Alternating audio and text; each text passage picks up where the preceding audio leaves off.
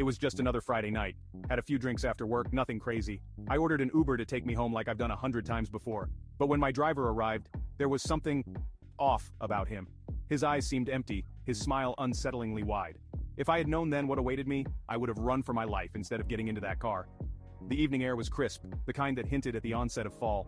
Streets buzzed with the usual Friday night fervor. People spilled out of offices, bars filled up with laughter, and the city thrummed with the promise of the weekend. It was the perfect night for anything ordinary, anything but what was about to unfold. In the heart of the city, I decided it was time to head home. Having spent hours at a friend's art gallery opening, my mind buzzed not only with the vibrant images I'd seen, but also with the wine that made those images all the more vivid. I pulled out my phone, the screen lighting up my face in the gathering dusk. As I scrolled through my phone to book a ride, the night didn't hint at anything amiss. It was just another end to another week. Yet the chill that danced up my spine as I confirmed my ride was perhaps the first whisper of what was to come, a whisper that went unheeded. Choosing an Uber seemed the most logical choice for me. The subway would be crowded, and I wasn't in the mood to jostle with the weekend crowd. A quiet ride home, a space to sober up and gather my thoughts, appeared ideal. I tapped on the app, requesting a ride home. Within minutes, my phone buzzed. A driver was nearby. I glanced at the driver's profile briefly, nothing unusual. The car, a black sedan, would arrive in 3 minutes. I gathered my things, my mind still replaying the vivid colors and abstract forms of the art I'd witnessed. As I stood waiting, a slight unease crept into my heart. I chalked it up to the wine or perhaps the overindulgence of the evening. Little did I know, my choice for a simple ride home was about to transform into an unforgettable journey. The car rolled up silently, its headlights cutting through the fog that had started to settle. It was an older model than I'd expected, the black paint dulled by years of service. The driver rolled down the window, and the light from the street lamp glinted off his glasses. "Jamie?" His voice was unexpectedly soft. I nodded, pulling the door open. The interior of the car was clean but carried a faint indefinable odor. As I buckled my seatbelt, I noticed the driver's eyes in the rearview mirror, intense, almost piercing. He smiled, but it didn't quite reach his eyes. "Comfortable?" he asked as the car pulled away from the curb. His voice was polite, but there was something in his tone that made my skin crawl. I forced a smile, looking out the window, hoping my unease would fade as the familiar city streets slid by.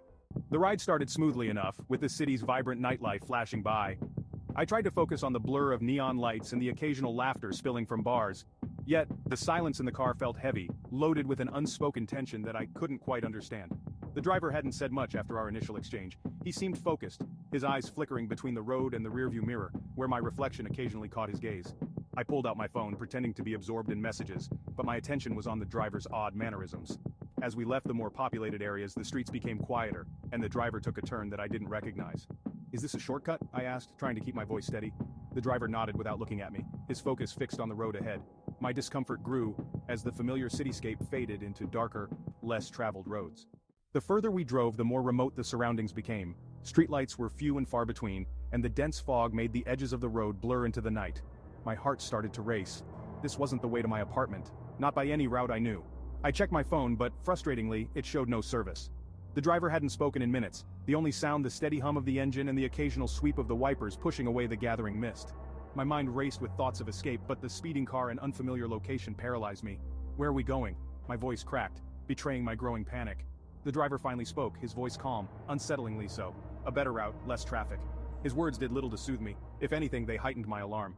The car plunged deeper into less populated territories, the darkness seeming to swallow them whole. As we drove, the silence in the car grew oppressive, thick with my unvoiced fears and the driver's unexplained detour. I could hear my own breathing, quick and shallow over the low murmur of the car's engine. The driver remained silent, his face a mask of concentration illuminated intermittently by the passing lights. My mind whirled with possibilities, each more frightening than the last. I remembered stories of rides gone wrong, warnings from friends, and news reports that I had shrugged off.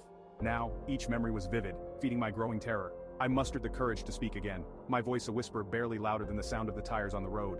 "I think I'd like to go home now, please." My request hung in the air, unanswered. The driver's eyes met mine in the rearview mirror, and for a moment I thought I saw a flicker of something dark pass over his face. The car suddenly slowed, turning off the main road onto an even darker, narrower path. Trees lined the way, their branches scratching against the windows like fingers from the night. My pulse hammered in my ears. This was no route to any part of the city I knew. I reached for my phone again, desperate for any signal, any way to call for help, but it remained stubbornly disconnected from the world. My mind raced with escape plans, each as unlikely as the next, given the locked doors and the driver's unsettling calm. "Please, I just want to go home," I pleaded, my voice breaking with fear. The driver finally spoke, his voice chillingly detached. "We're almost there." His words were cryptic, and not at all reassuring. My heart sank as the car slowed further, pulling into a clearing that was bathed in moonlight but empty and isolated. As the car stopped, the driver turned to me, his expression unreadable. "You don't remember me, do you?" he asked, his voice low. My mind reeled, trying to place his face but found no memory of him. Fear gripped my tighter, a cold hand around my heart. He reached into his pocket and I tensed, but he pulled out a photograph. It was old, worn at the edges. He handed it to me, and I saw a younger version of myself, smiling next to a man I faintly recognized. "We were friends long ago. You left the city and we lost touch," he explained, his voice tinged with a sadness that didn't match his earlier demeanor. My confusion mounted. Was this some twisted joke? My relief at the lack of immediate danger was tempered by 1,000 new questions. Why had he brought me here? What did he want? The driver smiled, a true smile this time. "I just wanted to remind you of home, of old friends. I guess I took it too far. I'm sorry if I scared you." I was still processing the revelation when the driver turned the car around and headed back towards the city. The ride was silent, each lost in their own thoughts. As we approached my apartment, the familiar lights of the city seemed surreal, as if I were returning from another world. I stepped out of the car, my legs shaky. The driver apologized again, his eyes earnest. "I thought it would be a nice surprise, a blast from the past. I didn't mean to frighten you." I nodded, not sure how to respond, my emotions a tangled web of relief, confusion, and residual fear. As I watched the car disappear around the corner, she felt a mixture of gratitude and unease. I was safe, back in my own world, but the night had changed something in me, a shadow that would linger. I entered my building, the lobby lights harsh after the darkness of the ride. In the days that followed, I often found my thoughts drifting back to that night.